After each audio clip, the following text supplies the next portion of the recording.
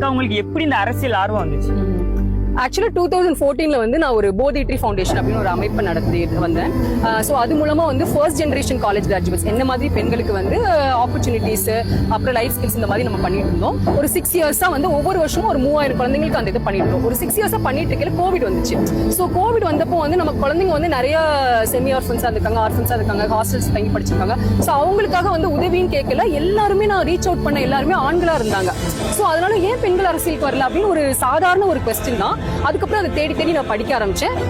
2021 last எலெக்ஷன்ஸ்ல வந்து ஒரு I-PAC அப்படின்னு ஒரு கம்பெனி கூட ஒர்க் பண்ணேன். அப்புறம் வந்து அதுக்கப்புறம் வந்து ஒரு நிறைய பெண்கள் பஞ்சாயத்து தலைவர்கள் இருப்பாங்க, அவங்க கிட்ட போய் நிறைய இன்டர்வியூஸ் பண்ணேன். உண்மையிலே வந்து அரசியலுக்கு வரதுக்கு என்ன பிரச்சனைகள் இருக்கு அப்படின்னு யோசிச்சேன்.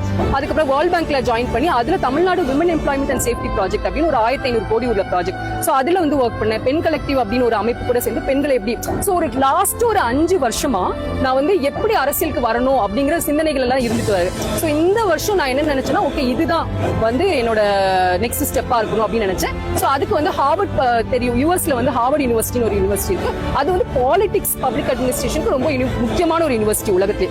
ஸோ அங்க போய் நான் ஒரு வருஷம் படிச்சுட்டு வந்திருக்கேன். ஸோ இதெல்லாம் சேர்த்து வந்து இந்த வருஷம் அரசியல்ல ஈடுபடணும் அப்படின்னு.